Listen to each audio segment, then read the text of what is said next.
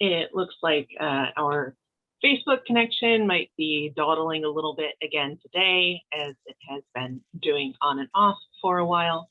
But I would like to say good morning to everyone and welcome everyone who's here with us on Zoom, and encourage you, if you're comfortable, to please turn on your camera, share your face, make it feel more like a regular classroom. But please do stay muted unless we are having a period of question and answer and you actually want to be sharing your sound. Otherwise, life happens in the background and sometimes it can get a little noisy. We will be working in the Tanakh, again, surprise. So if you have a beloved Tanakh or Chumash nearby that you would prefer to use, please have that at the ready. Otherwise, I will do my best to keep the text up on screen and pertinent to what we're actually discussing at the moment. I'm going to give another moment and see if we might connect to Facebook. Those of you who are joining us, if you receive an invitation to become a panelist, please do accept it. It just lets you into the room. You're not obligated to do anything, but you will be able to share your camera and able to unmute yourself and remute yourself at will. So please do consider accepting that invitation when it comes by. And if you missed it, I will send it again. And if you keep rejecting it, I will eventually get the picture, hopefully. But let's see, Rabbi Silber, if you'd like to take it away, you're welcome to do so. Otherwise, we could give another moment or two. See if we okay, hopefully Facebook will join soon. Good morning, everyone. We're going to continue. We've been looking at the parallel story later in the Chumash of Bilam, who was hired to curse Israel, and that is to prevent Israel from possessing the land. That's the idea. In fact, Balak, the language of Balak, who hires Bilam, is language which recalls for us the story of Mitzrayim. In a sense, he wants to keep them in Egypt to prevent them from moving forward. You know, we explained the context in the past. I'm not going to go over that again. But Bilam, though hired to curse, and Balak says in the beginning of the story, I know whomever you curse is cursed, whoever you bless is blessed. And we discover, of course, that that's not the case. And Bilam is actually sent by God at the end of the day to bless. The parallel to the story of Yaakov is, of course, very striking, where the mysterious Ish comes to prevent him from crossing over, one might say even to destroy him, and is forced against his will, or in the context of the story, Yaakov succeeds in demanding a blessing. I'm not going to let you go. I'm not going to let you go until you bless me. And Yaakov succeeds in being blessed by the Ish in chapter 32. The blessing is an interesting one. What's your name? Yaakov? It's not Yaakov, it's Israel. That's chapter 32. And Bilam actually blesses, actually 4 times, but he's hired, in terms of his hire, he blesses 3 times. And the 3rd time is different from the first 2, as we will see. But before we turn our attention to the 3rd blessing of Bilam, quite famous blessing of Matovu Olecha Yaakov, I wanted again to point out that this change of name, Yaakov becoming Israel, which we encounter in the struggle with the Ish in chapter 32, but actually later in the Chumash, in our study, namely in chapter 35, we have a parallel set of verses. Was it chapter 35, beginning in pasuk number 9?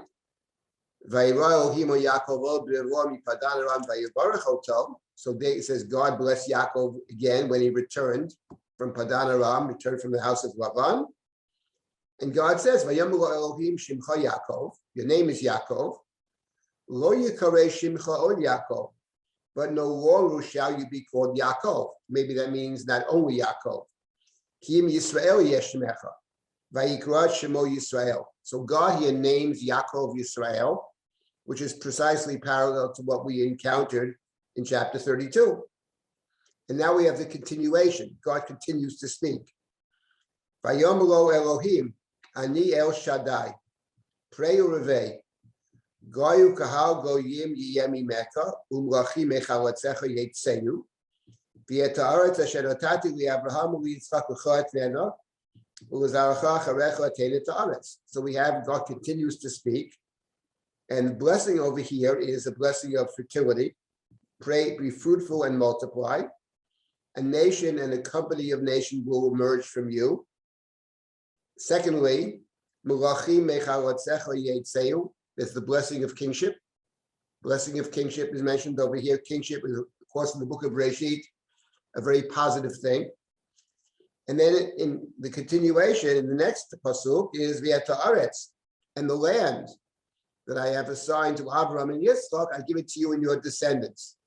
That's God's speech. So we have an interesting phenomenon here. God repeats what we encountered already in chapter 32, but of course, there's much more. Because in 32, it's only your name is changed. In 35, there's a change of name. There's the blessing of the land. There's the blessing of building the nation. And there's the blessing of kingship. So we have, again, one, in light of chapter 35, one might even read this Ish's statement as your name shall become Israel. Not that the naming takes place then per se, it's God who names, but the Ish is blessing him. That the blessing is that God, in fact, will in fact change your name, and God's change of name is called the blessing. It says God blessed him. Part of the blessing is you're a different person, and this person, Israel, will build a nation and will have sovereignty, kingship, and will possess the land. So we have to keep that in mind. And now let's turn to Bilam's third blessing, which is chapter 24 of the book of Bamidbar. The blessing of Bilam, the story of Bilam, is a very, very important story for other reasons. Apart from of course, it's important because everything's important. But the Torah gave a lot of space to the story of Bilam. It's in the book of Bamidbar, it's the longest story, actually. So you have to take that very seriously. And it's a story that's picked up elsewhere within the Tanakh. Can't get into that right now, but it's picked up elsewhere in the Tanakh. But of course, it also is deeply connected to the stories in Sefer Bereshit, including the Yaakov Yisrael story. Now we take a look at chapter 24. And the chapter 24 begins by telling us that Bilam realizes that God wants to bless Israel. Kitov b'yenei Hashem levarech et Yisrael v'lo halach kifam b'fam likrat nechashim v'yoshet el hamidbar panav. He doesn't this time seek omens. The word in the Chumash is nechashim. It's a striking word because in Bilam's second blessing, he made the point, Ki lo nachash b'Yaakov. There is no nachash. God speaks directly to Israel. There's no need for omens, for divination. So Bilam, though, prior was seeking ways to curse. It turns out to be blessings. He was going out trying to find a way with Rat Nefashim. But introducing the third blessing, we're told he doesn't bother with that. One even gets the sense that, at least in these verses, that he's sort of resigned to, and maybe even desirous of blessing Israel over here. He's not making an attempt to do anything other than God's will. And here we have the second pasuk, Vayisa Bilam et einav, Vayarid Yisrael shochein ushvatav, Vatia lav ruach Elohim.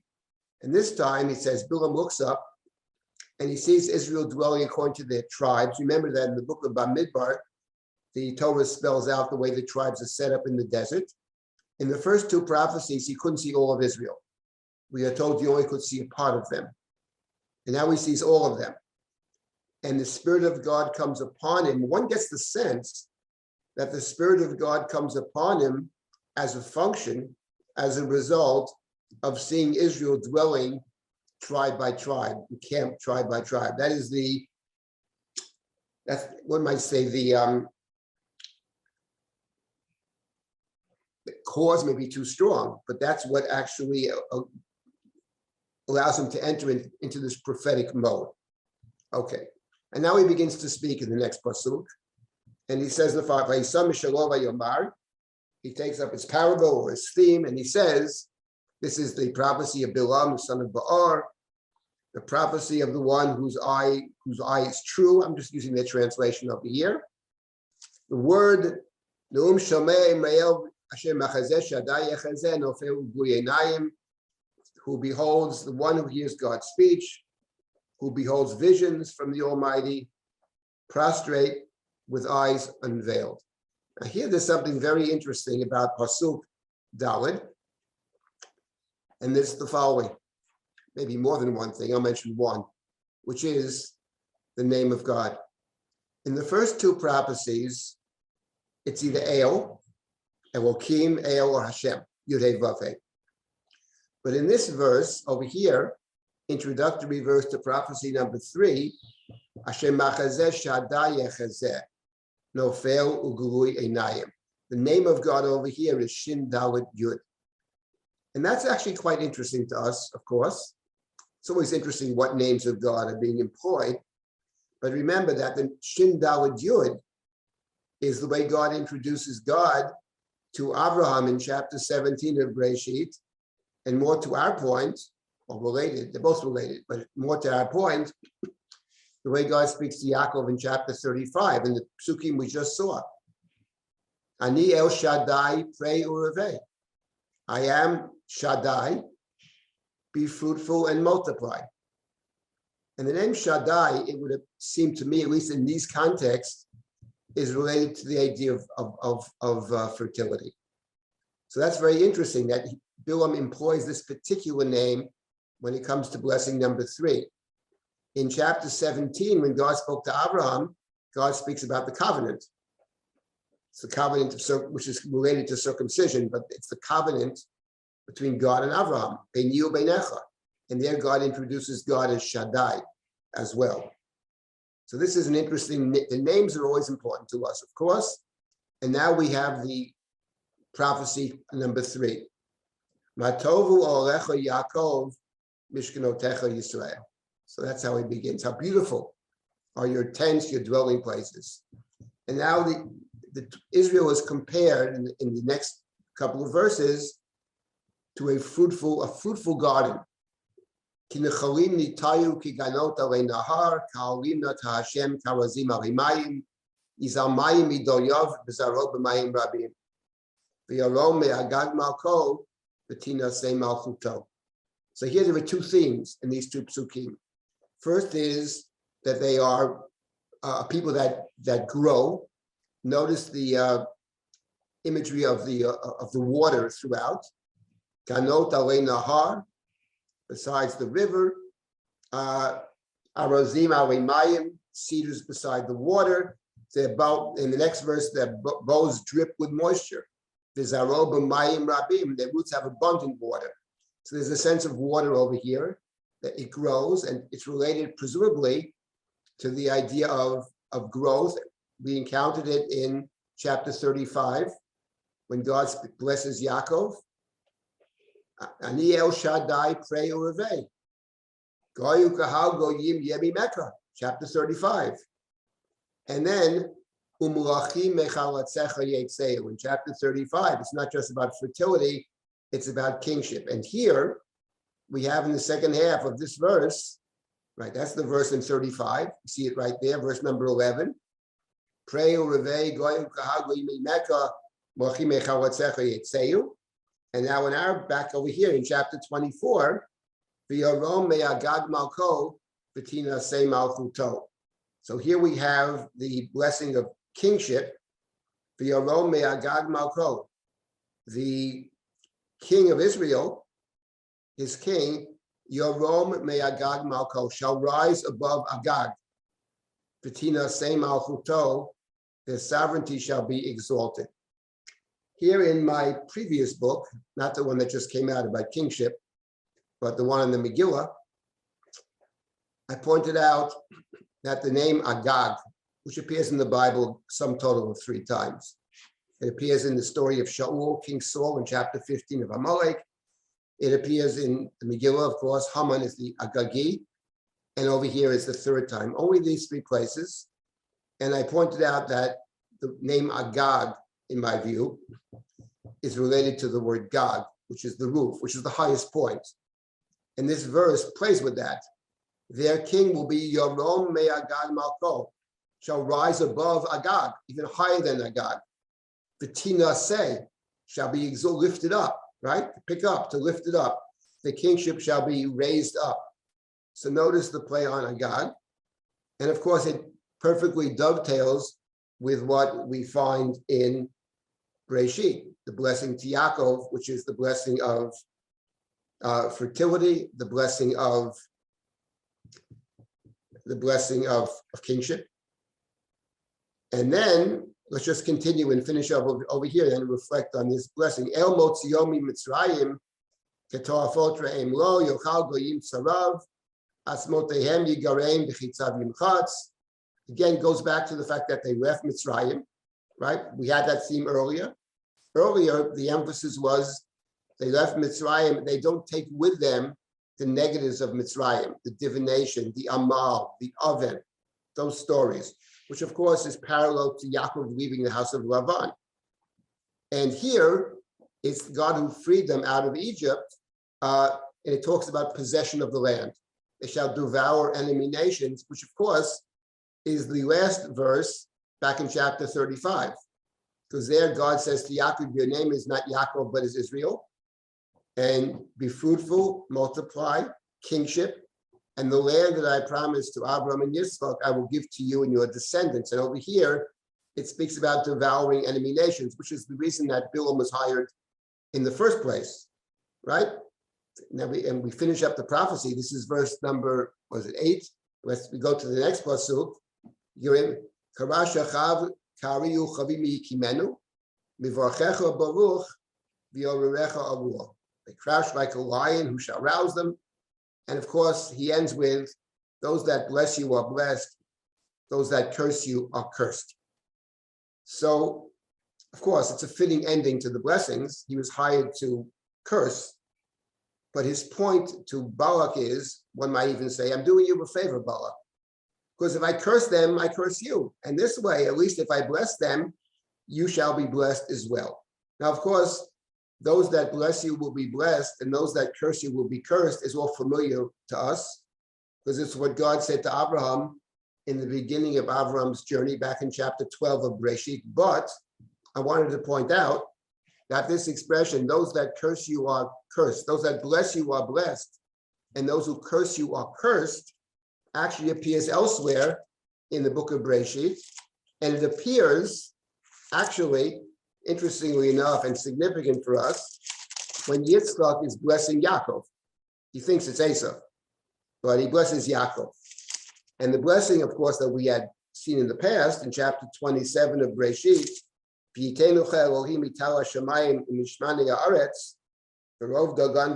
that's back in chapter 27 of Breshit, verse number 28. It starts in verse 28, Yavducha Amim, etc., in verse 29. And then when you get to the end of verse 29, Orerecha Arur, Umevarchecha Baruch. Those that curse you are cursed. Those that bless you are blessed. So the point is that the blessing of those that bless you are blessed and curse you are cursed was not only a blessing that was explicated in terms of Abraham, it's actually a blessing that's given to Yaakov. And the context of it is interesting. The context is that, right? Nations will bow down to you, and also will bow down to you, b'nei imecha. Your mother's sons will bow down to you. Mother's sons, there's only one other son to his mother, which is Esau. So essentially, it's a blessing of sovereignty of Yaakov over Esau. Those that bless you are blessed, those that curse you are cursed. So it dovetails very well with what we've seen, that of course, all of Bilam's blessings, all of them, these three plus the fourth, all carry with it the same theme, repeated over and over again of Yaakov and Yisrael. That's how this one started. Matovu Olecha Yaakov, Mishkanotecha Yisrael. That's the introduction, of course, to this last blessing. So let's just summarize what we have. The first point is that the blessings of Bilam are related actually to Yaakov Yisrael, but they're related to Yaakov Yisrael in a quite precise way. The first two blessings are related to Yaakov Yisrael and relate to the Ish story of chapter 32. But the third blessing, Matovu Olarecha Yaakov Mishkanotecha Yisrael, which is a blessing of the entire people. He sees all of the people. He talks about their holy spaces, their tents, their Mishkanot. That is related specifically to chapter 35, to when God intervenes and says, and God blesses, and God says, your name is no longer Jacob, your name is Israel. Jacob becoming Israel. So that's the point number one. It's very, very precise over here. It's what's so interesting. And of course, the deeper point that I will mention again is that the reason the two stories are connected, or the significance of the connection of the two stories, is that each of these two stories, the Torah itself is asking a question. And the question is a very simple one. The question in the case of Yaakov and Yisrael is, by what virtue is Yaakov worthy of being a bearer of this great covenant, to stand alongside Abraham and Yitzchak? After all, nothing in his past suggests greatness. And the answer the Torah gives is, that's true. Of course, that's right. But he has the ability to change. He has the ability to become something else. And he does it by himself. God creates the setting, but the struggle is Jacob's struggle. That's the story of Yaakov Yisrael in our book in Breshit. And then when you get to Bamidbar, the Torah raises a similar question, because in chapter 21, the chapter that precedes Bilam, there we have Israel defeating Sichon, which is the beginning of the conquest. Then the Torah stops. Israel has begun to capture the land on the other side of the Jordan. And presumably, they will continue to possess the land on this side of the Jordan. And now the question is, by what virtue are they worthy? The first generation couldn't do it. The first generation dies in the desert. They're incapable of moving forward. Is the second generation any better than the first? Why would we assume the second is better than the first? That's the question that the Torah raises, actually, to which the answer the Torah gives through Bilam is yes. They can become worthy because Jacob can become Israel, because they have this ability to change. And that's the theme of Yaakov and Yisrael, both in chapter 32 and also in chapter 35. They're both about to cross over. Exactly. They're exactly parallel, actually, of course. See, when you say it, isn't it obvious? It's child's play, isn't it? Of course, once you see it. It's obvious. How could you possibly read it otherwise? But you have to ask the right questions. Why is the story here? That's really the important question. And what I find very striking is the imagery, actually.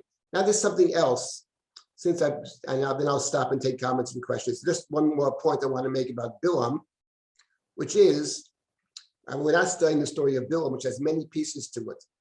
Let me make 2 points about Bilam. First of all, Bilam's name is Bilam ben Ba'ar, right? That's his name, Bilam ben Ba'ar.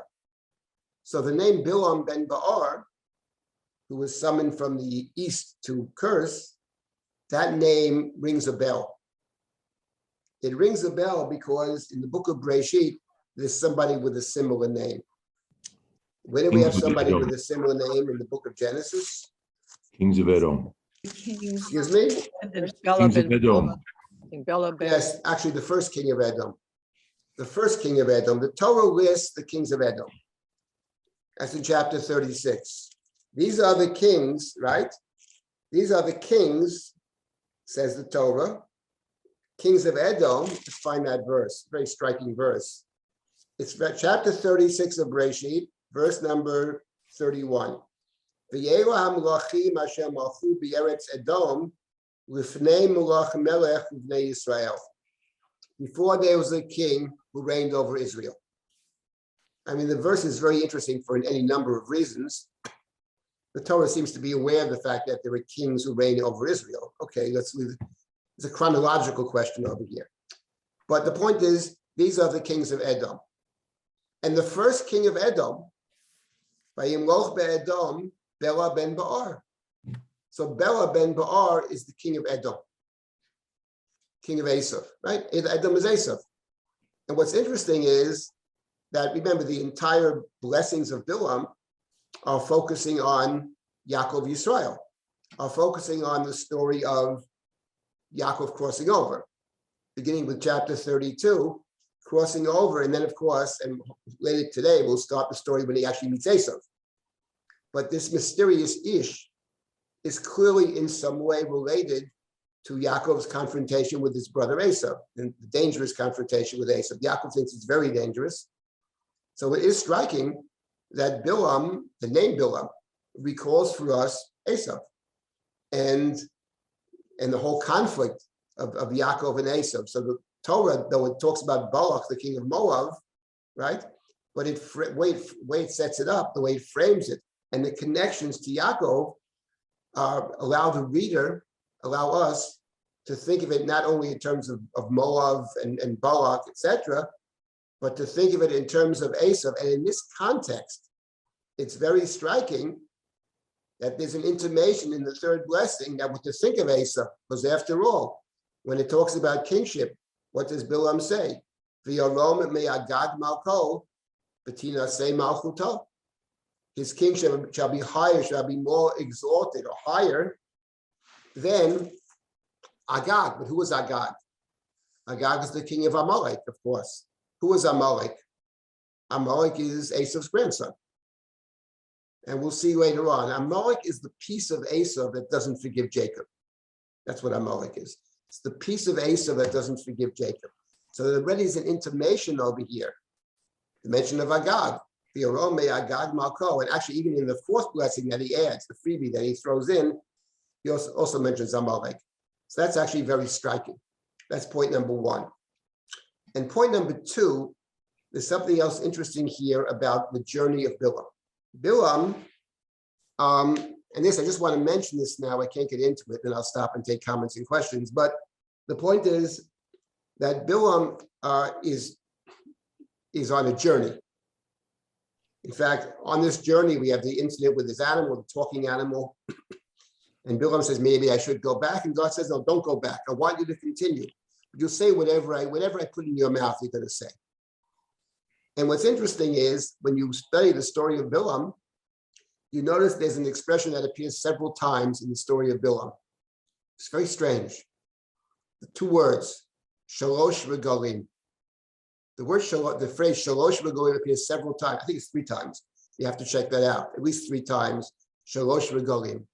Now we know shalosh regalim 3 times, but the expression shalosh regalim in the Torah has a very particular meaning, which is the 3 regalim, the 3 festivals, to see his where face. One makes the ascent, where you actually regalim, the pilgrimage festivals are called shalosh regalim. So what's interesting is that Bilam, I would say not consciously initially, certainly not consciously, but in effect, what Bilam is doing, he is making a kind of ascent. He's ascending to the holy place. In fact, the third blessing is Matovu Olecha Yaakov Mishkanotecha Yisrael. The word Mishkan is used, which often means not just a dwelling place, but a sacred dwelling place. But the sacred dwelling place, it's interesting in the Bilam story, it raises all kinds of interesting questions, is not the temple. The sacred place is actually the place where Israel encamps. The seeing Israel, as it were, dwelling in their tents, is actually encountering God, encountering the divine. And it even sounds the way in the story, because what allows him to enter into a prophetic state in the third instance is the fact that he stands in God's presence. How does he stand in God's presence? Because he sees Israel dwelling Lishvatav, Matovu Alecha Yaakov, Mishkanotecha Yisrael. So there is this idea of the ascent, and the idea of the ascent, the idea of the journey, which is central, of course, to the story of Abraham and the Akedah, and also Jacob's journey parallels that of Abraham. Were we studying the book of Bamidbar, we would spend a fair amount of time seeing the ways in which the story of Bilam plays off not just Yaakov, but plays off stories of Abraham and the Akedah in particular. It's a story that actually Bilam plays off one might say, the key stories of Sefer Bereshit. If you have a story that plays off both Jacob wrestling with the Ish and the Akedah at the same time, then of course it is got to be a story that the Torah has imbued with enormous significance. And the significance, of course, is the core question: by virtue of what is Israel worthy of entering into this unbelievable covenant? And the answer is their ability to change. Jacob becoming Israel, that's the birth of Israel. So that's another interesting feature of the Bilam story. Okay, let me stop at this point and take comments and questions, and then we'll continue with chapter 33. If there's anything in the chat, Noah, you can pass that on to me as well. In the Bilam story, the element that is obviously screamingly missing is any struggle or on the part of Israel indicating that it has the ability to change. Right. So I would say two things. First of all, as a matter of fact, let me amplify it. In Ezekiel's description in the middle of his book of the history of Israel, his claim there, shockingly for vis-a-vis the tradition, is that along the whole way, Israel was in no way a willing and right partner to the covenant. That's maybe slightly overstated, but there's no question that in Yechezkel, that's certainly the case. God said it Yechezkel says it explicitly. I'm not saving you for your sake. It's explicit. I'm doing it because your behavior is a kind of chilul Hashem. Your mistreatment on the hand of the nations is a chilul Hashem. It's clear, right? But that's one voice. That is Yechezkel's voice. The tradition has many voices, but in terms of your question about what demonstration is there that Israel has in fact changed? Okay, so the answer I think is what I've said in the past. There is no demonstration yet. All there is a question. They've begun to capture the demonstration comes later in the book of Bamidbar in the following way, but I can't get into it. The point is the following: the Chumash speaks of two great sins. There are more than two, but they're two great sins. There's the sin of the golden calf, and there's the sin of the spies. Those are the sins of the first generation, which actually, in each case, God gets very angry. God threatens to destroy all of Israel and to make Moshe the new nation. Moshe declines in each case. And Moshe succeeds in each case, praying for the people, saving us, or whatever. Those two sins repeat in the book of Bamidbar. You have exactly the same two sins. You have Baal Pa'ar, which of course is exactly the ego, if not worse.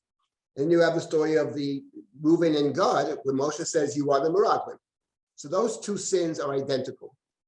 People make the same mistakes. The issue is, how do you deal with it? How do you solve the problem?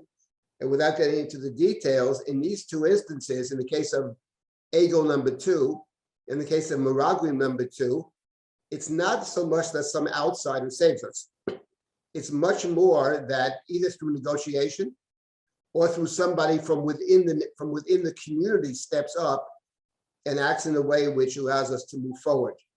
That's Pinchas in the second. It's not that Moshe, who's the outsider, saved us. No, it's someone from within. So in that sense, yes, the sins are always the same, but in the book of Bamidbar, it's the way that we deal with the mistakes which allows us to move forward. That's the short answer. If we were studying Bamidbar, we look at the two stories carefully. So shouldn't the Bilam story come after the Pinchas story? Not necessarily. It's the Chumash is addressing the Chumash is addressing the question. They've begun to conquer the land. They haven't conquered it yet, by the way. We've only conquered on the other side. But certainly the intimation is that the fourth generation shall possess it. They are the fourth generation. This is the way. Look, had it been written the other way, we would explain it as well. But it's written this way. But it's responding to a fact. The fact is the conquest has begun. I'm not saying the two stories are identical. They're never identical. But my point is the question is identical. The question is the worthiness of Israel. That's the point. It plays out differently, which is a good thing, because no two things are ever exactly the same. But the question is the key over here.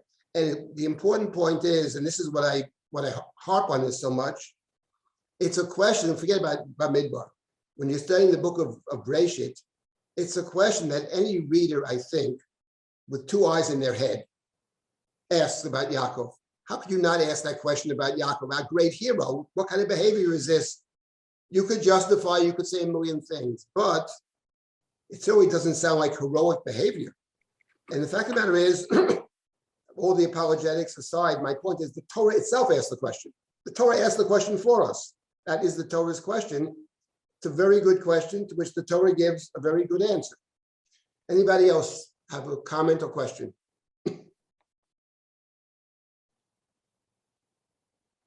Feel free to unmute yourselves, or you could raise your hand and I will give you some help.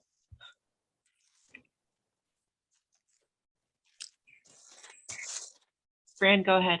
I just have a question about the recognition. Jacob says, I've seen the face of God and lived. Where is there any indication of recognition here that this has happened? Because this story happens without Israel being aware of them. Well, we'd have to look back yes, I think there is recognition. I think that when you study Bamidbar in chapter 21, and maybe this responds somewhat to Shmuel as well, there are certain things in the previous chapter, even apart from the victory against Sichon, which suggests that Israel, second generation, has in fact changed. I didn't mean to suggest there's nothing there. There is some very important things there, especially in the very beginning of chapter 21, but we can't really get into that now because it's not our topic and it would take us way off base. But my answer, the short answer is absolutely yes. I'll mention one thing. In chapter, the way Bamidbar works, the first generation does not possess the land, and the story in which it is clear that they will not possess the land is in end of chapter 14, story of the spies. And then at the end of that story, remember, a group of people, maybe a lot of people, get together and say, we're going to fight anyway. Moshe says, don't do it. God is not with you. Don't fight, you won't win. And the ark stays back. And they go to fight, they're called the Mapilim. And they're defeated by Canaan and also by Amalek. They defeat them. And that's the end of it. And the place in which they are defeated is called Charmah. Those are the last verses of chapter 14. That's the first generation. That generation dies in chapter 20. Chapter 21 begins with a war against the king of Arad, Canaanite king of Arad, who takes captives. And Israel took a vow. They took a neder. God, if you help us win, we will dedicate the cities to you. And Israel wins, having taken the neder, and the place is called Charmah. So obviously that's an invitation, and a very obvious invitation, to look at those two stories and to figure out what is the difference between the first Charmah, in which we lose, and the second Charmah, in which the second generation wins. And of course, what is critical to look at, obviously, is that the second time, there's no mention of the ark at all, but there is a mention of taking a neder. So the neder, which we have already encountered with Yaakov. Yaakov takes a neder, right? Promises to come back and God will be his God and to build the house and all that. So that already is very, that's an opening to, for us to think what changed between the first and second generation. I had mentioned to Shmuel earlier that later at the end of the book, we see all kinds of changes, but your point is well taken, and thank you for the comment, because you already see changes in chapter 14, chapter 21, via the neder, the second Charmah story. Again, my head's not in Bamidbar now, but the point is, that is very, very, because that's critical to Bamidbar. Bamidbar is about two generations. Bamidbar means the book of Numbers. There are two numbers in the book of Numbers. The first numbering in the beginning, generation number 3, the first generation, the one that left Egypt. In chapter 26 of Bamidbar, they count them a second time. It's not a second count, it's a second group of people. It's the second generation. The numbers are similar, not identical. So the book of Numbers is a book of two generations. And the core question you ask, if you're studying or teaching Bamidbar, is one of the, if not the core question, what is the difference between the two generations? That is critical. Okay, So anybody else? If not, we will start with chapter if 33. you Yes. have another example of the phenomena just a few psukim later in Pasuk Zav, when they complain and then they repent. They say chatanu and they ask for forgiveness. So this is as opposed to the things that happen in Shmot, when they complain and the miracle happens, something happens, but they don't repent and they don't ask. Right, it's a good point, and I would add to that additionally, that actually the complaint of the second generation, this is not a question of better and worse, it's different. The complaint of the first generation typically is, why did you take us out of Egypt? Well, what do we need it for? Because right? It took us to die in the desert, we could die in Egypt, at least we had food there. That's the first generation. The complaint in the previous chapter, if you look at it carefully, you'll see it's not about going back to Egypt. First of all, why would they want to go back to Egypt? They were actually never there in the first place. They have no longing for Mitzrayim, for the homeland, the Altaheim. It's a different complaint. Why are you dilly-dallying in the desert? Let's go and capture the land already. That's the second generation. What with Spo? Why take us in circles? Let's go straight in. Let's capture it. So the second generation, they have the impatience of youth. They want to capture it. The first generation's problem is they're totally dependent. They can't take responsibility. They're slaves. The second generation's problem, even in Bamidbar, and certainly in the book of Devarim, is the opposite. It's that they think they can do everything themselves. They think they're capable of, they have all the power, all the ability. That's their problem. Kochi v'yotzem yadi. And there you already see it in the previous chapter. Because what bothers them is, why are we circumventing Edom? Let's just go straight through. And that's, now in addition to what you said, they also said we have sinned. It's also true. So there's a whole range of differences, for better, worse, and just plain different. The second generation, and there's much more to be said about that difference, which is very critical. Of course, the book of Devarim, that's Moshe's main concern, is worry. Don't think you did it yourself. But the point is, even in Bamidbar, it already is anticipated, and especially in the story that you have mentioned. Yeah, again, Bamidbar has all kinds of interesting pieces to it. Okay, let's get back now to our chapter 33. Okay, so Yaakov has wrestled with this, struggled, fought with this mysterious Ish, and he still hasn't met Esav. And now he's going to meet Esav, finally. So we start with chapter 33. It says, Vayisa Yaakov v'inav, vayar v'nei Esav ba, v'imor b'amiyot ish. So Yaakov lifts up his eyes, and behold, and he sees, there's Esav with the 400 men. That he was told earlier, Esav comes with 400 men. We discussed the number 400, but it's a big number. So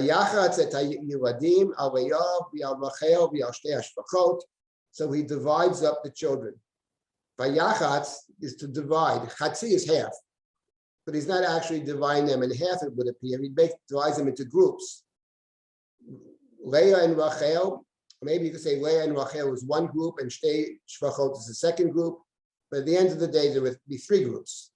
It says, Vayasem es hashvachot, v'et yaldehen rishona, v'et Leah v'yodeh achronim, v'et Rachel v'et Yosef achronim. So he has now three groups. What's called shvachot and their children, the four children of Bilhah and Zilpah, he puts them first. Then he puts Leah and her children next, and Rachel and Yosef. Rachel at this point only has one child, Yosef. So he puts Rachel and Yosef at the end, achronim. I just wanted to point out, to say the obvious, which is that you have over here situation. Now Yaakov is still afraid of Esav. By afraid, I mean he fears the worst. He assumes, or if assumes might be too strong, but he knows it's certainly possible that Esav intends to kill him. He knows Esav did intend to kill him 20 years ago. His mother had said, I'll call you when everything's okay. And she never called him. So therefore, we are left to puzzle over what is Esav thinking. And Yaakov is not in a situation where he's going to think, optimistically, everything's okay. That's not what Yaakov's thinking.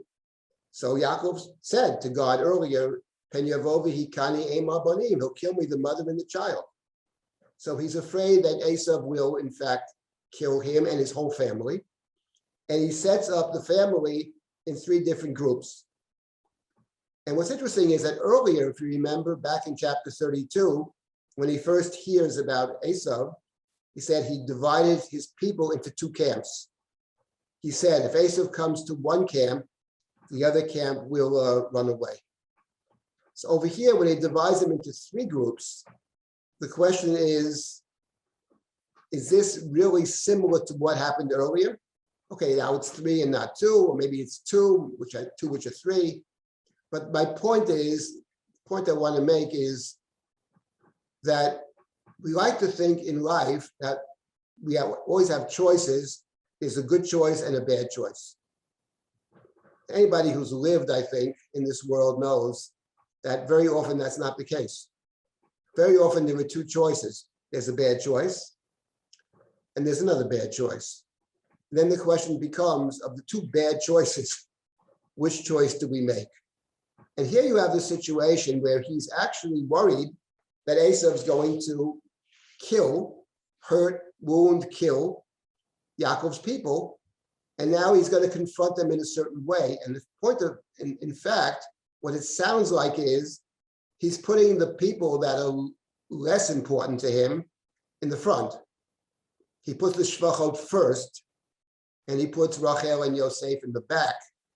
So it's what it sounds like to me is that everybody's in danger, but he's taking perhaps extra precautions to protect Rachel and Yosef. And this thinking, by the way, that we encounter over here, that is going to protect one more than the others, is a theme that we will encounter later in the book of Breshit when it comes to his son Binyamin, the remaining son of Rachel.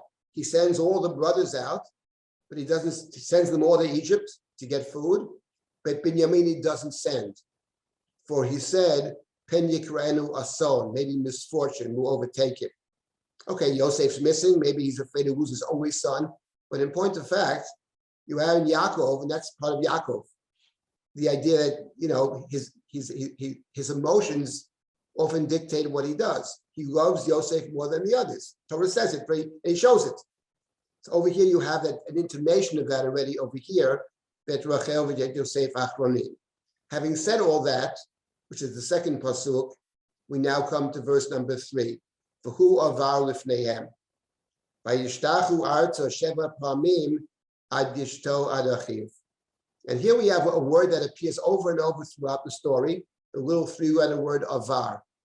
He himself went on ahead, who avar lifneihem. So he goes first. Earlier in the story, for whatever reason, we were told, Vayaver et asher lo, he brought all his people across. Vayavar ma'avar yabok, he brought all the family across the Yabok, all the family, the entire family and their possessions. Vayivater Yaakov levado, but Yaakov did not cross over himself. He helped them cross over, or he crossed over and returned, but he doesn't, he's behind. He is behind. The others cross over and he's behind. And here, there's a change. Here we have, and especially if we assume that the closest to Esav is in the greatest danger, who avar lifneihem. He passes in front of them. That's a shift. And then he bows down 7 times until he comes near to his brother. And here we come to another very important and interesting feature of this entire encounter. The Gemara, of course, says famously that when certain Jewish dignitaries would go to meet, I think it's Rome, but it could be anybody, they would always study this parsha first. They'd always study the parsha first.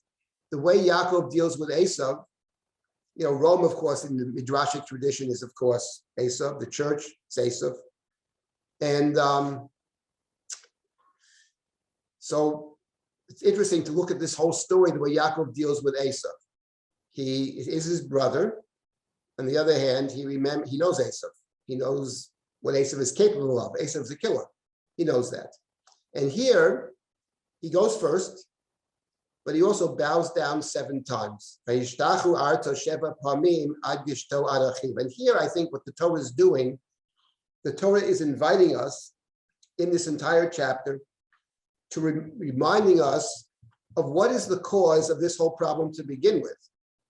And the cause of the problem, the immediate cause of the problem, is the fact that Yaakov disguised himself, pretended to be Esav, and took a blessing that Esav dearly wanted to get from his beloved father. And the blessing that Yaakov took by pretending to be Esav, back in chapter 27, we notice that in that little blessing, which we saw before, it's 2 psukim long. But the pasuk number 2 is Yavducha Amim, V'yishtachavu L'cha L'umim, Havei Gevir Li'achecha, V'yishtachavu L'cha B'nei Imecha. So it talks about Yavducha, servitude, slavery. Nations will serve you. And notice that twice it talks about bowing down. Nations will bow down to you, and the sons of your mother will bow down to you. That's Esav. So the blessing is Esav bow down to Yaakov, right? Those that bless you are blessed, those who curse you are cursed. And here we have Yaakov bowing down to Esav. Not only 7 times, Vayishtachu Sheva Pamim, and not only does Yaakov bow down 7 times, but in the ensuing psukim, we are told that the various wives of Yaakov also bow down, right? Together with the children. In verse number, let's say, 6, and in verse number 7, they're all bowing down. 3 more times, we have the bowing down. So what's interesting, what the Chumash is doing, obviously, is there's a kind of reversal over here, that Yaakov is acting as the servant to, Yaakov calls himself an Eved. And by the way, remember that when Esav comes back from the field, and he says he wants the blessing, and who are you? I'm Esav, your son. So who's the guy who came before? Your brother came. He took your blessing. Esav says, maybe there's a blessing for me. What about my blessing? And yet Yitzchak answers back in chapter 27. Vayan Yitzchak vayomer Esav in the 32nd pasuk. Hein gevir samti v'lach. I made him the Gevir, the superior one, and his brethren I made Avadim. I made them slaves, servants and slaves. What can I do for you? Yitzchak is stuck. He loves Esav, but what can I do? You're his servant. What can I do? Esav persists. Okay, there'll be a time where you can overthrow. You live by the sword, and you can overthrow. But here we have in the story, what the Chumash is doing is revisiting that entire episode. Here, the one who calls himself the Eved is in fact Yaakov. Esav is called Adoni, Adon. I counted up the number, I don't remember, that's 10 times, I believe, altogether, Adon and Eved. Clearly, and he bows down, we're told 7 times. So what is actually going on over here is a very good question. So we'll start now, and we'll see how far we can get, and we'll continue next week. Okay, so let's continue here, and then I'll stop and take some more questions. It says, "Vayaretz Esav likvato vayichapkehu." Esav ran towards him, and he hugged him. Vayipol al tzavaro or tzavarav vayishakehu, and he fell on his neck and he kissed him. Vayivku, and they both cried. Now here is very interesting. Of course, we all know that Rashi attempts to present Esav in the worst possible light, according to a whole school of Midrashim. And again, we don't know whether what is driving Rashi, whether Rashi thinks this is the pshat, which is hard to believe, or whether Rashi is reading in what Esav becomes into the story over here. And there are intimations that Esav is potentially capable of killing. We know he's a hunter. We know he says he'll kill his brother. We know he sells his birthright for a bowl of soup, and he degrades it, and all those things are true. But over here, once again, the question is, it sounds like it's genuine, right? But what's interesting is that, you know, the Vayivku, they're both crying. They're both crying. Now, the language over here does recall the whole story of Esav and Yaakov, right? Kissing. Yitzchak says, come forward, my son, to Yaakov, right? Right? Kiss me, right? He smells the garment, right? And Yaakov is wearing the clothing of Esav and the skins around his neck, his hands and his neck. Chelkat Savarav. So the reader is reminded, of course, of the story of Yaakov and Esav. And we're reminded, and it's interesting, they're both crying. Yaakov cries and Esav cries. And I was thinking that when you think about them crying, that one word, Vayivku, they're both crying. But actually, if you think about it, they both already cried in the past, but in two different settings. Esav cried when he discovered that Yaakov had taken his blessing. And his father says, I gave your blessing away. You have no blessing for me? Okay, what can I do, son? I gave it away. Father, find me a blessing. And Esav cries. That's when Esav cries. When does Yaakov cry? Yaakov cries after he leaves home. Meet Rachel. Yes, he meets Rachel and he recognizes, presumably, that he is not home. He's come to the end of his journey. He is, in fact, in exile. And he cries. Of course, the being in exile is a direct function of the two stories are related, because Yaakov being in exile is, of course, directly related to the fact that he took the blessing that was due Esau. So two people are crying, and what's interesting is how the very same one word, the plural of Vayivku, but in that one word, it recalls for us two people are doing the same thing. But it doesn't mean that they're actually doing the same thing. They may be physically doing the same thing, but their thoughts, their feelings, their emotions can be light years apart. And that's what you have over here. You have these, we don't know what Esav is thinking. Yaakov has no idea, nor do we.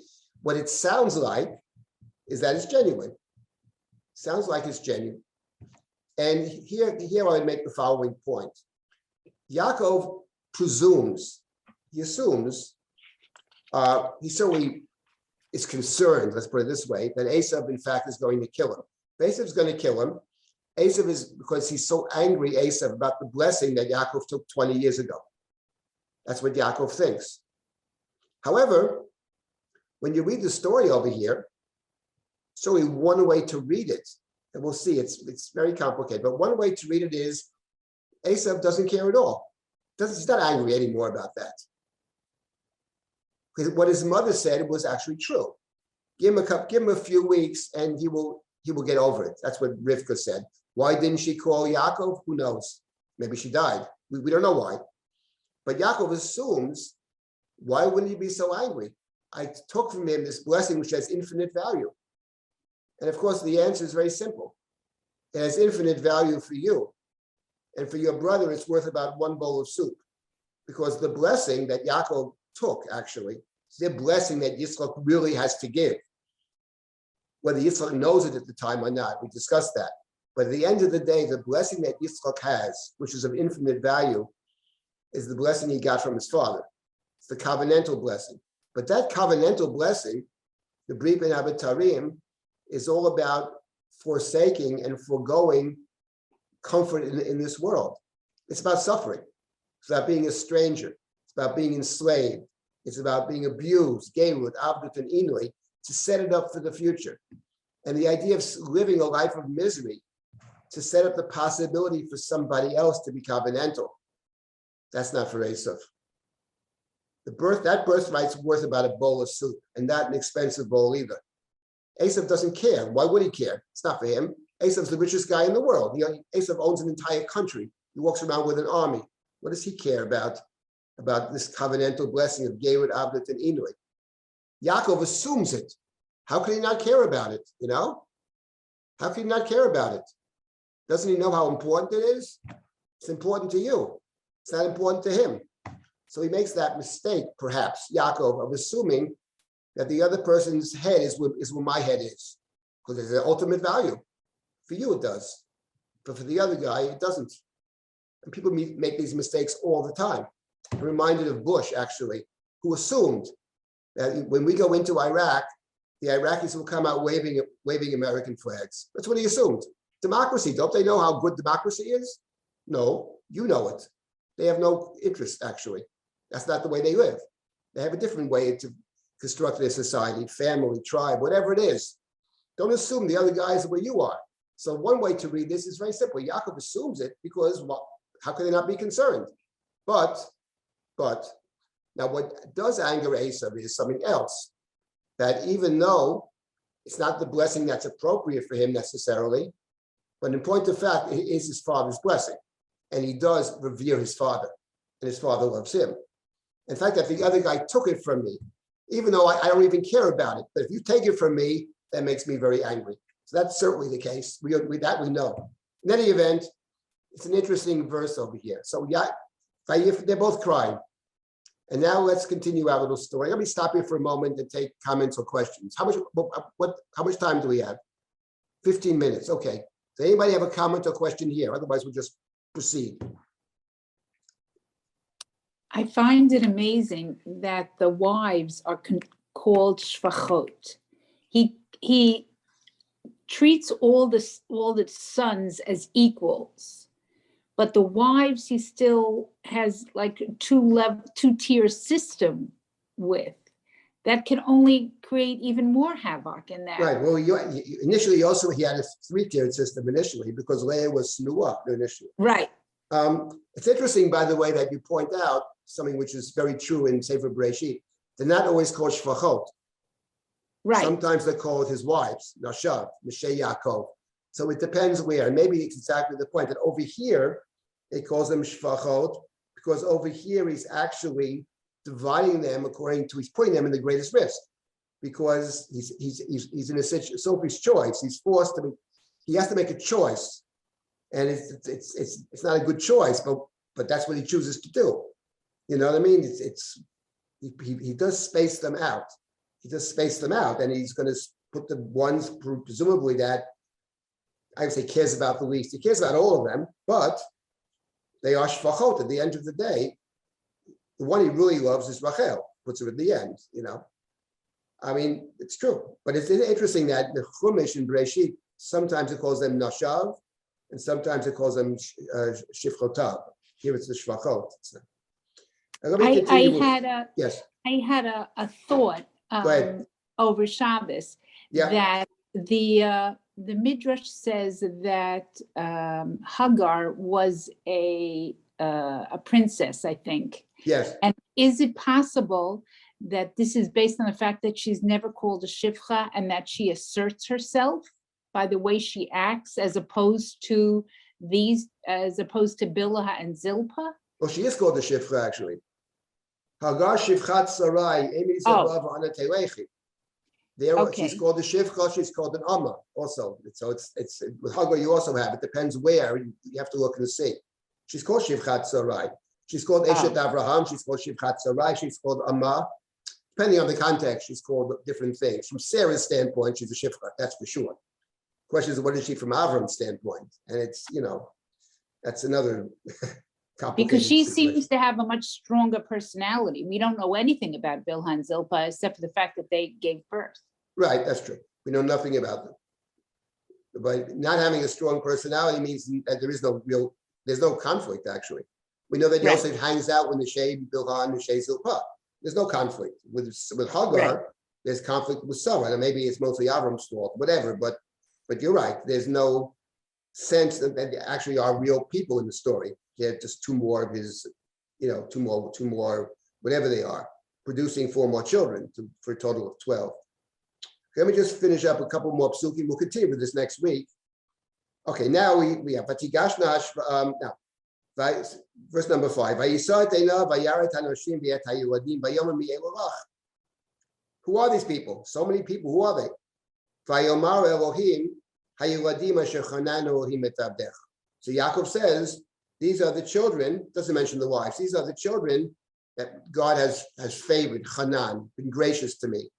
These are my children, these are my family. Avdecha, I'm your servant, okay? And the point is, I just want to come back, I didn't emphasize this sufficiently. The point is that from Yaakov's standpoint, at this point in time, he probably is an Eved. because remember, the blessing that Yaakov cares about is for the future. But right now, in the present, the powerful one, of course, is Esau. Yaakov is relative to Esau, has no power whatsoever. He doesn't have a small family. But in the simple shot of the Chumash, if there were there to be a fight, it wouldn't be much of a fight. One has a standing army of 400 men, and the other has, apart from the fact that he's probably limping along himself, women and children, basically. So it's these are the ones that God has been gracious. We'll see. We'll come back to this verse in a couple of minutes. Now we have the bowing down. Vatigashna hashfachot, heno v'yaldehen vatishtachavena, vatigash gam le'yav v'yodeh v'yishtachavu, v'yachan nigash Yosef v'Rachel v'yishtachavu. I would add over here that this, I would call it a procession of bowing down. First Yaakov goes 7 times bowing down, then an additional 3 bowings down, total of 10. And he spaces them out. And I think the Chumash is reminding us of what Yaakov did initially in the previous chapter. When he sends the gifts to Esav, the animals to Esav, he instructs his men, "V'revach tasimu bein eder uvein eder," to leave a space between them, to demonstrate that there's a lot, that I have a lot for whatever reason, maybe a lot that I'm going to give it to you, or maybe a lot to explain why. Another possibility is that what Yaakov is concerned about, he doesn't know Esav's coming towards him yet, but what Yaakov is concerned about, I didn't make this point earlier, what Yaakov may be concerned about in the previous chapter is he's been away for 20 years. I have delayed. So he wants to, he's coming back to claim this land. What do you mean you claim the land? You've been away for 20 years. That's what Esav might say. Esav's already left. He doesn't know that yet.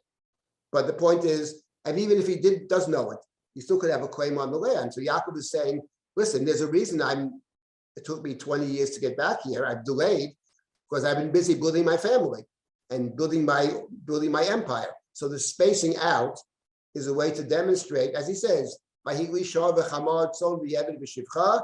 etc. And I've delayed until now. But over here you have the same spacing. He spaces them out, and here to emphasize each one is bowing down. So it's to increase the sense of servitude. One group comes and bows down, then they leave. Then another group bows down. Then another group bows down, and he's bowing down. Always to emphasize what Yaakov says, Abdecha, and you are Adoni. Esav says in the next verse, what's with this machaneh? Remember, he sent the machaneh, he sent the gifts. Esav calls it a machaneh. Vayomer, limso chen b'einei Adoni, to find favor in the eyes of Adoni, my Lord. So notice what Yaakov says, 2 different things. When it comes to the women and children, Chanan Elohim et Avdecha, God has been gracious to me, your servant. That's himself. When it comes to the so-called machaneh, what Esav calls a machaneh, Yaakov says, no, the machaneh is not about me. The machaneh is to gain your favor. I want to gain favor in your eyes. You are, in fact, Adoni, and I'm the Eved. That's the way Yaakov presents himself to Esav. I'm the Eved, and you're the Adon. Fine. So Machaneh and Mincha have the same letter. Yes, I'll get to that. I'll get to Machaneh and Mincha. The Chumash plays with Chetnu and over again. Chanan Elohim et Avdecha, Machaneh, Mincha, Chaim is another one, etc. And at the very end, Vayichan es Pnei Ha'ir. It plays with it consistently. It does this elsewhere in the Chumash too, but let's stick to this story.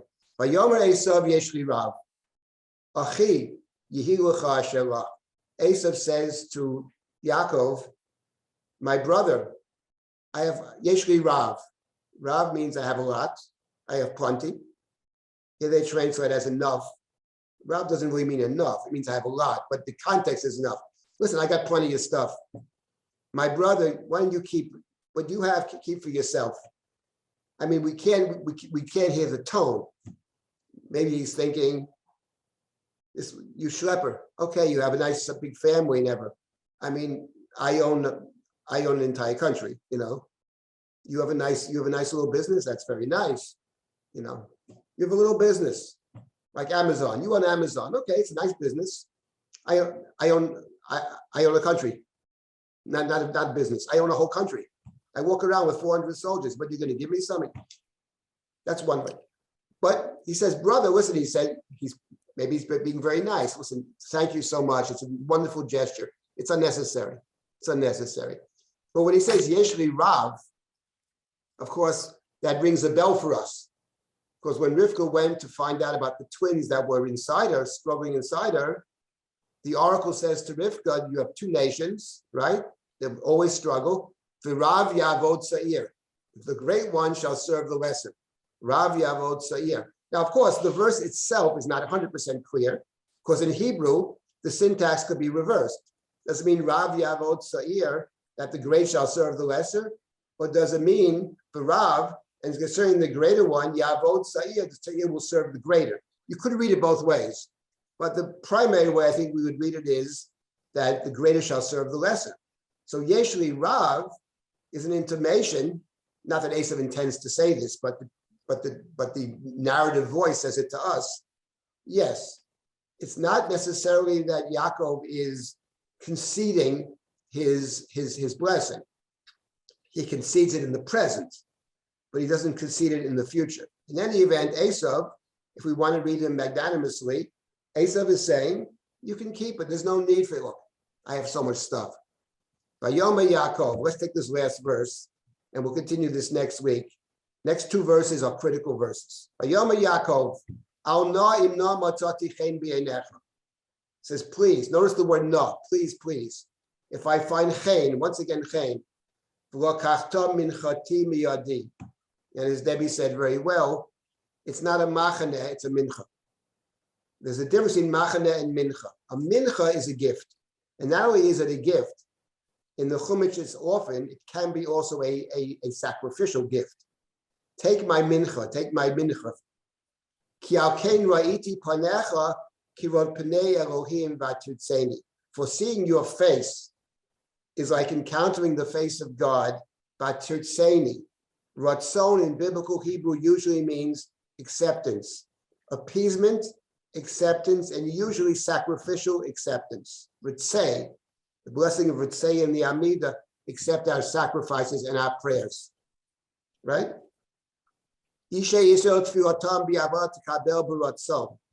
So, but of course, when you read this, you recall the story of Yaakov confronting the Ish. Yaakov said, I have seen God face to face and I have survived. So the verse is very interesting. On one hand, he's saying, seeing your face is like seeing God's face. And when you see God's face, typically in the Torah, what does the Torah say? Do not come empty-handed. Lo yera'u panai rekam. Right? So I seeing you is like encountering the divine. I want you to accept my sacrificial gift, and I want you to be appeased by it. And part of that, in my view, is that Yaakov understands that Esav, that he actually heard Esav. He heard Esav, blessing is appropriate, inappropriate, doesn't make a difference. And he requires forgiveness. So the idea, he has to make amends. So it's very nice that Esav says, I don't want it, but Yaakov says, no, it's not a machaneh, it's a mincha. Seeing you is like encountering the divine. There's a religious encounter over here, which involves me, in fact, which involves the necessity of me asking forgiveness, and forgive me. Whether Esav may say to himself, forgive what? Who cares? But doesn't matter. From Yaakov's perspective, of course, the very same pasuk recalls something else, which is Yaakov's ability to struggle and to overcome. At the same time, Yaakov was in fact wounded. So the very same pasuk is two things. Yaakov, in other words, what you have over here is two things that come together, interestingly enough. One is asking forgiveness. And the second thing is, well, sometimes we think contradicts, but it doesn't, a very strong sense of self. That's what comes through in this verse. He's recalling that event. Sarito and Elohim b'yem anoshim batuchal. You can overcome even the divine adversary. That's the blessing that Yaakov has. And Yaakov has told this. I've seen God face to face and I lived. If you see God, if you can survive the divine encounter, you can certainly survive the human encounter. That's Yaakov's thinking. This is who I am. I have a blessing. So there's a very, very strong sense of self, but it doesn't contradict, quite the opposite, the other point, which is, but I'm a sinner, but I hurt this other person, and it's important for me that he, in fact, forgive me. He may say, don't bother, but I have to bother, right? And then he adds, Kach nod birchati asher hu batlach, ki chanani Elohim v'chiyesh rikol, vayiftzar bo vayikach. So this is a verse we'll start with next week, but it's interesting. The machaneh in verse number 10 became a mincha, but in verse 11, it becomes something else, a blessing. Take Also, the blessing that I have brought you, at birchati asher hu batlach. And the one who understood this very well, of this idea of suddenly the blessing, the bracha, was the anonymous author of the book of Shmuel. I just wrote a book about that book. And there you have a story in the book of Shmuel, which plays off this encounter. With the machaneh, where the mincha becomes a bracha. Take the blessing, which I have brought to you. Ki chanani Elohim, God has been gracious to me. I said earlier, v'chiyeshli kol, I have everything I need. Kol. Esav said yeshli rav. What Yaakov is saying is yeshli kol. I have everything that I need. I have the blessing that I really, that is everything for me, which is the covenantal blessing. Then Esav initially doesn't want to take it. Vayiftzar bo vayikach. So next week I wanted to talk about the significance of Esav not wanting to take it, and Yaakov insisting why he takes it. We know why Yaakov insists. He insists because he needs forgiveness. Why does Esav not want to take it is the question. Yes, I'll stop. Any more comments or questions, and then we'll stop for this week. Was it apparent to either of them that part of that mincha could have been Leah, depending on Esav's turn of personality or events? This was like a double rejection. I mean, he has Leah there, but it could have been. Did they know that, or that's just Rashi or something? That No, Leah. there's no sense in the Chumash that Leah knows that Esav exists. That's the midrashi about Rachel and Leah and Yaakov and Esav being paired. But in the Torah, I can't find any evidence in the Chumash that there's anything to that. But maybe there would have been the potential of Esav, depending on that potential. It could have gone that way. That's what we had learned. It could theoretically go that way, but in point of fact, I don't think it's in the text. I think that we understand why Yaakov wants him to accept it. What I think is interesting to think about is, why does Esav have to be urged to take it? I mean, he says initially, I don't need it. He doesn't need it. I want to need a little more machaneh. I have plenty of my own. I have a lot. Yeshli Rav. Yaakov, though, insists. I want to come back to this set of psukim next week. We'll stop at this point. Okay, so we'll stop here. If anybody has any questions or comments. Rabbi? Yes, Suzia?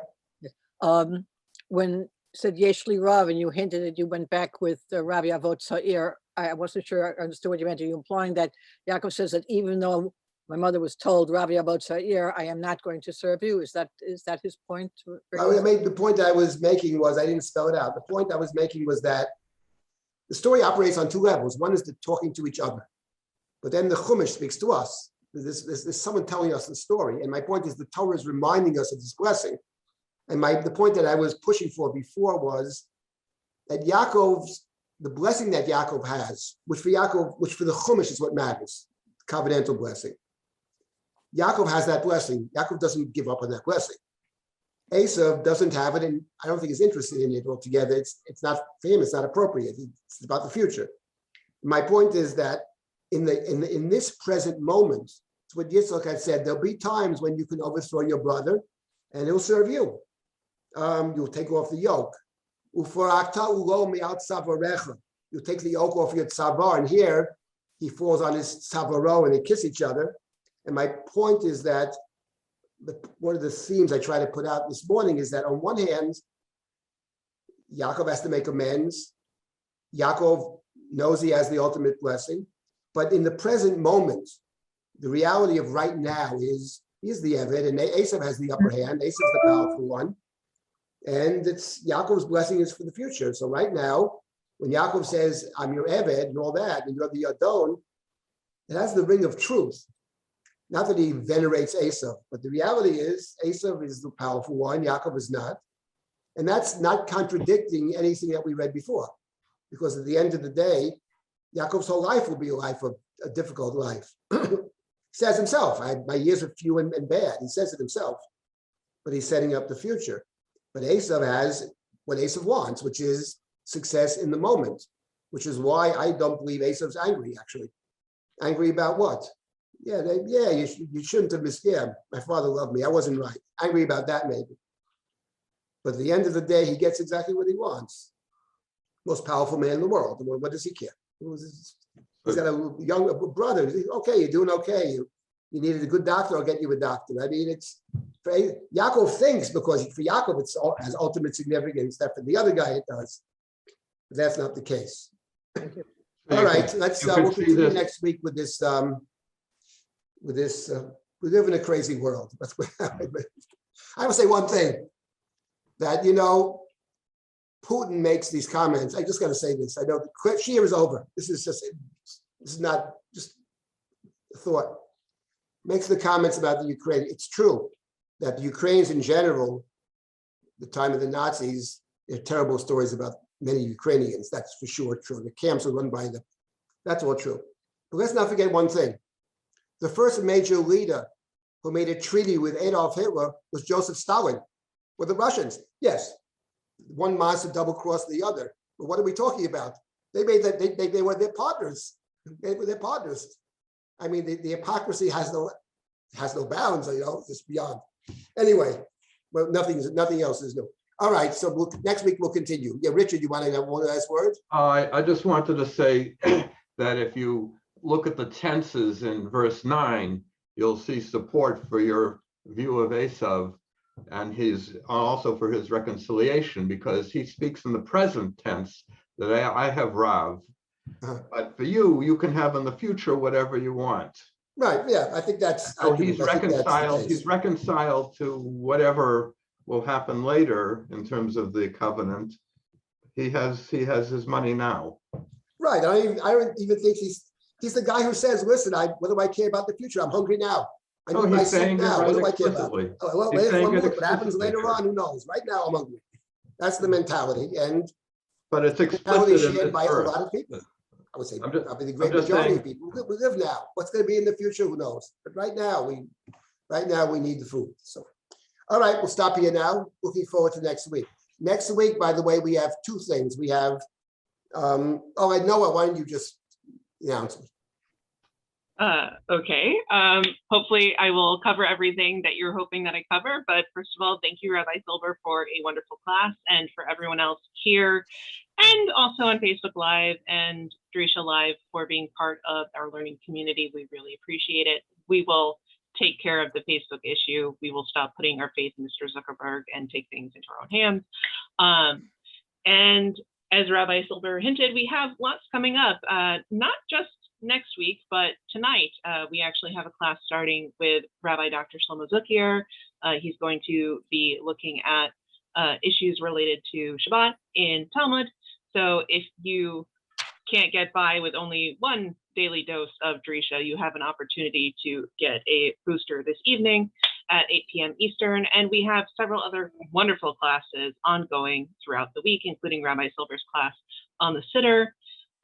And we have pre-registration open for our Kollel, pre-registration open for the Beit Midrash for mental health professionals and clergy, and our girls' summer programs, high school and middle school, have applications open until March 15th. Rabbi Silber, what did I miss? And next, on the two things, there's the Rappaport lecture on the 27th of March, and next week there's a special Purim program. Oh, yes. Starting at 12 o'clock. I'm part of it, and there's going to be two other speakers and a panel. It should be very interesting. Living in exile, theme of exile, should be quite interesting. Is that next week or is that on the 13th? That's I'm sorry, that's the 13th. My mistake. 2 weeks, right? Okay. All right. So you're welcome to sign up for everything on our website as soon as it's available. And we, do like to email folks to let you know when things are available. And I have Rabbi Silber's email in the chat if you want to ask him Torah questions, or I don't know, possibly fight with him about politics. I don't know if that's going to go over well, but it always takes two to tango. And we look forward to seeing you in other classes. And if none of those work out for you, then hopefully, God willing, back here next week for the continuation of this class. Please be well.